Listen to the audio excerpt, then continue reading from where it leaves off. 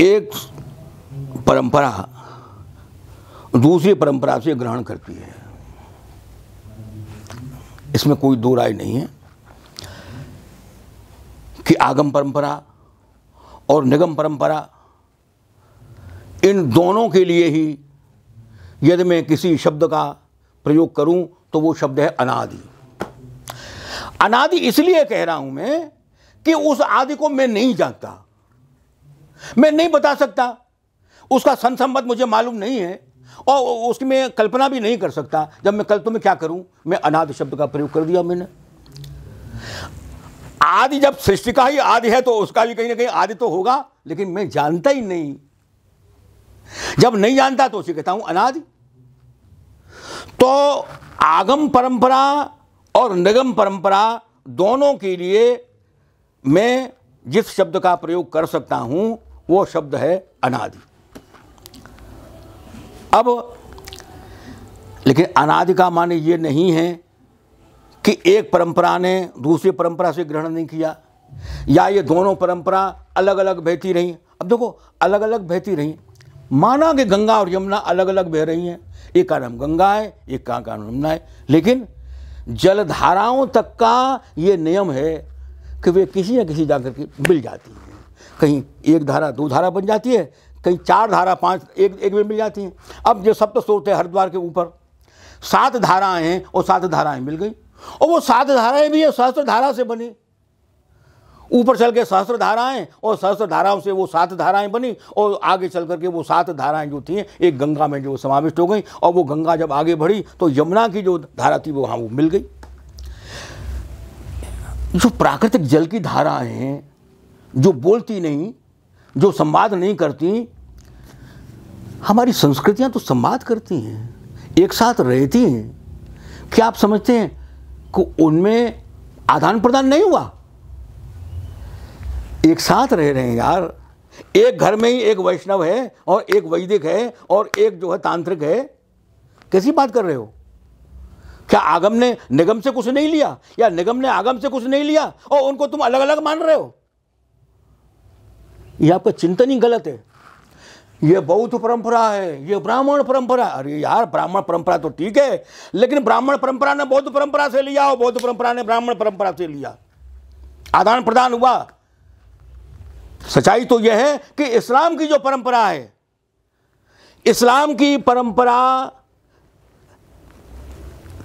अब आप स्वामी हरदास जी में देखते हैं सुराही शब्द का प्रयोग कर रहे हैं। अब यह सुराही शब्द कहां से आया? तो पर्शियन की जो धारा है वो किस प्रकार से हमारे भक्ति साहित्य में अंतर्भूत है। आप सूरदास जी को उठा करके देख लीजिएगा, स्वामी हरदास जी को उठा करके देख लीजिएगा भाई, जहां आदान प्रदान हो रहा है। अब अमीर खुसरो ने तो कमाल ही कर दिया है कि उसकी एक पंक्ति जो है ब्रजभाषा में है और एक पंक्ति जो है वो पर्शियन है। आदान प्रदान होगा, निश्चित होगा। और सच्चाई तो यह है कि हमारे लिए संस्कृति का यदि अध्ययन हमको करना है तो हमको ये देखना है कि तमिल परंपरा क्या कह रही है और ये उत्तर की परंपरा क्या कह रही है। अब आप ये देखिएगा कि भक्ति की धारा में तमिल परंपरा अंतर्भूत हुई कि नहीं हुई है, अलवार आए कि नहीं आए। क्या ब्रज की जो संस्कृति थी वो बिना अलवारों के बन गई? क्या वो भक्ति धारा बिना अलवारों के बन सकती थी? क्या वो भागवत आंदोलन बिना तमिल के बन सकता था? कोई भी संस्कृति अकेली नहीं जाती है, जा ही नहीं सकती। अरे यार, जीवन कोई ऐसा कोई जखड़ा हुआ नहीं है कि जो एक लाइन में को बांस डाल दिए हैं, कोई देखना मत एक दूसरे को, ऐसा कह दिया है। देखने से ही प्यार हो जाता है यार, देखने मात्र से ही प्यार हो जाता है। तुम कहां की बात कर रहे हो?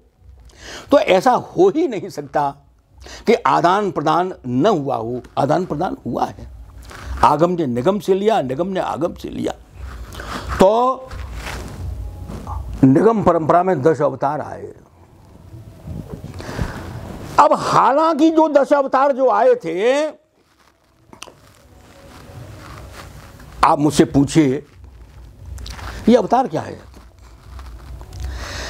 देखिए, बिल्कुल ठीक बात है, मैं किसी का विरोध वो नहीं करता कि विष्णु भगवान ने कूर्म अवतार धारण किया, विष्णु भगवान ने मत्स्य अवतार धारण किया, विष्णु भगवान ने वानव अवतार धारण किया, विष्णु भगवान ने राम और परशुराम और कृष्ण का अवतार धारण किया। 100% सच है।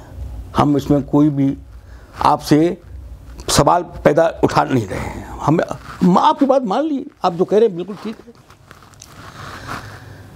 लेकिन हम भी जो व्याख्या कर रहे हैं वो निराधार नहीं कर रहे हैं। ये जो दशावतार हैं, पहले मैं अवतार शब्द को ही लेता हूं। अवतार माने है पुल। देखिए अवधारणा, वो अवतरण का माने तो उतरना है ना, अवतार का माने उतरना ही हुआ।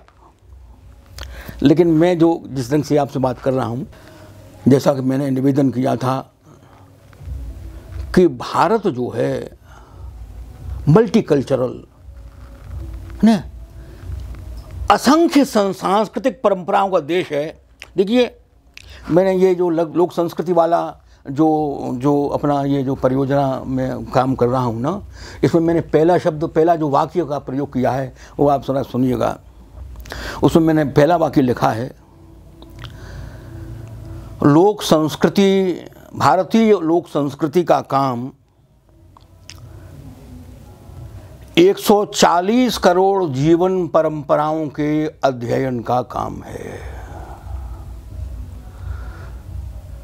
140 करोड़ जीवन परंपराएं, है ना, क्योंकि सबके साथ कोई ना कोई एक सांस्कृतिक परंपरा जुड़ी हुई है, संस्कृति जुड़ी हुई है, उसका परिवेश उसके साथ जुड़ा हुआ है। इतना विराट भारतवर्ष, अब उसका एकीकरण कैसे हो? एकीकरण कैसे हो? तो जब एकीकरण की बात आई, वो क्रांति है भाई साहब, कि कूर्म की उपासना करने वाला गण, देखिए इन सबका संबंध जो है एक भूगोल से है, एक भौगोलिकता है। जो संस्कृतियां समुद्र के किनारे पैदा हुई या जल के समीप पैदा हुई, वहां मत्स्य और कूर्म बड़ा अनिवार्य तत्व था। उनके जीवन का आधार ही मत्स्य है, और मत्स्य उनका टोटम है, कूर्म उनका टोटम है ना। सिंह टोटम है, वानर टोटम है, गणगोत्र, और उनकी पहचान उन टोटम से, उन गणगोत्र से। वो आज भी है, आदिवासियों में आज भी हम देख सकते हैं। इस पर टोटम पर हम अलग भी कोई अपना विवेचन कर सकते हैं। टोटम को गणगोत्र कहते हैं। तो वे कबीले जो टोटम से पहचाने जाते थे, जैसे मत्स्य गणगोत्र है। अब मत्स्य गणगोत्र का तो जो उपास्य तत्व है वो मत्स्य है, वही जीवन देने वाला है, वही जीवन रक्षक है उनका, वही उनके जीवनाधार है उनका। तो मत्स्य तो वहां आराध्य है, मत्स्य वहां ईश्वर रूप है, मत्स्य की उपासना है, मत्स्य ही गणगोत्र है उसका। और जब मत्स्य गणगोत्र विराट संस्कृति में अंतर्भुक्त होता है तो वो विष्णु का अवतार हो जाता है। आपने अंग्रेजी के शेक्सपियर के नाटक का हिंदी में अनुवाद किया, ये क्या है? अवतार। अंग्रेजी के शेक्सपियर के नाटक का हिंदी में अवतार हो गया। तो जब कूर्म तत्व जो है वो मुख्य धारा में आया, विष्णु का अवतार हो गया, वो मिलकर एसिमिलेट हो गया, अंतर्भुक्त हो गया, वो एक कबीलाई समाज राष्ट्रीय समाज बन गया। यदि ये अवतार न होते तो बड़ा समाज कैसे बनता, क्रांति कैसे होती? ये सांस्कृतिक क्रांतियां आई है।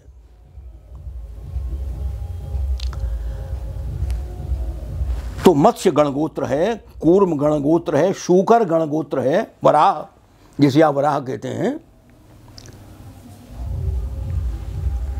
वराह का अवतार हुआ का माने क्या हुआ कि वराह का जो गणगोत्र है, वो जो कबीला है, वो जो पूरा जो समाज है जिसकी पहचान गणगोत्र से है, वो विष्णु के समाज में आ गया, उसका अवतार हो गया, उसका अनुवाद वो संस्कृति एक दूसरी संस्कृति में समा गई, मानिए अवतार हो गया।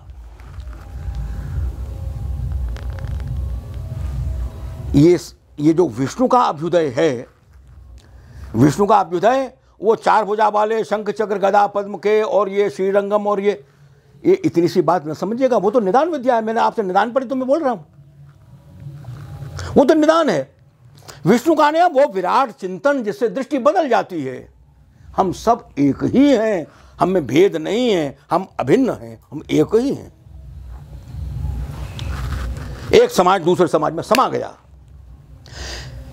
एक समाज का उपास्य दूसरे समाज के उपास्य में समा गया, एक रस हो गया, अवतार हो गया। अवतार वो प्रणाली है जो अनेक समाजों को, अनेक सांस्कृतिक समूहों को एक समूह में अंतर्भुक्त कर देती है, एक समाज में अंतर्भुक्त कर देती है, राष्ट्र की कार्य निर्माण कर देती है, दृष्टि को बदल देती है।